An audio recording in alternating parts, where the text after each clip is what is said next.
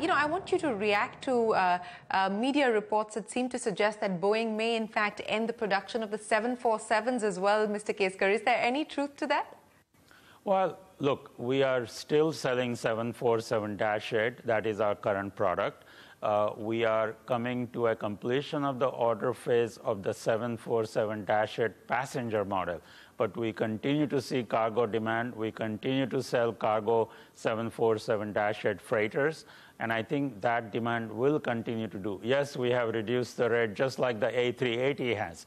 747 has been flying for a number of years. A380 is a relatively younger airplane, and they are facing the same problem.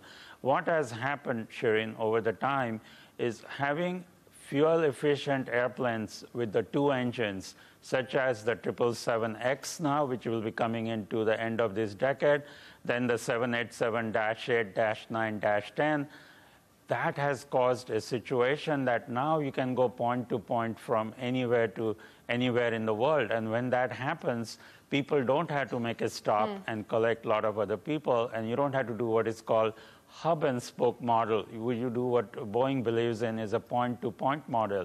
So we see cargo as the future potential for the 747-8 to continue, which is what the future would be. And we think our airplanes like the 777X, which we have already sold to major carriers in the world, will be the future. Because look at the capacity of the 777-9X. It is 406 passengers, very close to jumbo, operating economics up to 30 to 35% lower than the 747-400 that Air India is flying today. So it's a no-brainer that they will take those airplanes and fly it with two engines and rather than use. Whereas cargo, you can carry 140 plus tons in a 747-8 freighter. So that makes a lot of sense. And this is why if you look at the orders that we have, the freight always dominated compared to passenger version with the 747-8. Okay, so let me then ask you about the 737, because I am given to understand that it is the fastest selling airplane in Boeing's history. So will this continue to drive market share for you in India as well? Absolutely. I mean, you saw, I have made these statements before. Our customers tend to order lead time away. SpiceJet has taken a leap and has ordered, like I said, over 175 airplanes. And they have a total commitment of up to 205 in the future. Jet Airways already ordered 75 MAXes, and I'm sure they'll be in the market for additional airplanes. So 737 has become the fastest selling airplane for Boeing, not only in the world, but certainly in India also it's doing very well.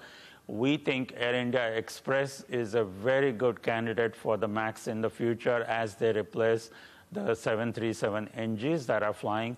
And that is why precisely Boeing has decided to increase the rate of production on the 737 from 47 this year to 52 next year and going all the way up to 57 in 2019, because this airplane already selling at a high rates. And today, if you look at our backlog, we are sitting across the family of Boeing airplanes to about 7 years worth of backlog. I mean, it's a good problem to have, but it also causes problem because many times airlines want the airplane earlier, but we don't have positions available in the near term. But to your earlier question, we will start delivering 737 MAX in India to both SpiceJet and Jet Airways in the third quarter next year. So we are about a year away from started seeing MAXes in India, and they will start coming in pretty good numbers, which is what going to help.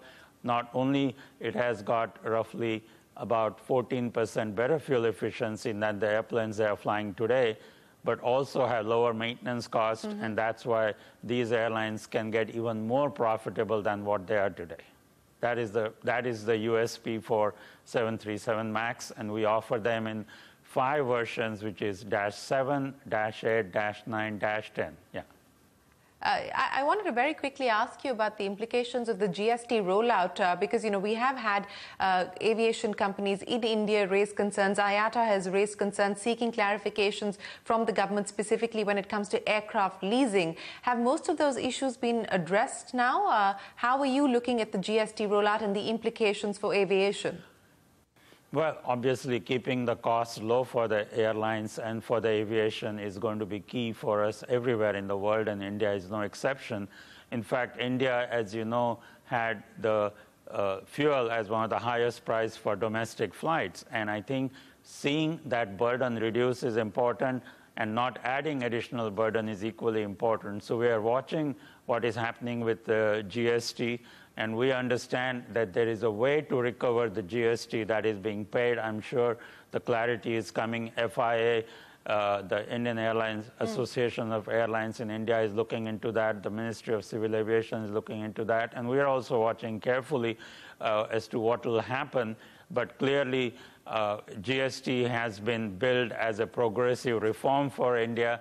And if that is the case, I think the cost of operation for the airline should not go up. And I think from that perspective, if there is a way to recoup the GST that is being paid when you lease the airplanes that time and then take it out of the fare later with some input costs, I think that will be a fair way. It's just going to be a cash flow issue for a few weeks or months for India, airlines in India, but I think it will eventually work out. And I'm sure the government is very, very sort of focused on making aviation a priority. They see the benefits of aviation and tourism, which go hand in hand.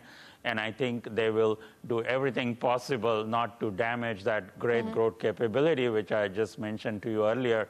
This year, 120 million passengers will fly domestically, and they want to grow that market and not make it smaller. You know, since we're talking about the Indian market and the government is betting big on the regional connectivity scheme, the UDAN scheme, in fact, the second round of bids now underway, Mr. Keskar, how are you at Boeing looking at the regional connectivity scheme and the future opportunity and potential? Yeah, so we see that as a very positive move for the Boeing airplanes and also for Airbus for that matter. And here is the logic for that. When you start a new route, you can't suddenly put a 150 or 170-seater Boeing airplane on that route because it won't fill up and it'll make losses. You start that under RCS, the UDAN scheme, and you start with 50, 70, 90-seater airplanes, and then you have some kind of backing from the government that should something go wrong, we are there to support you, at least for the 3 years is what I understand.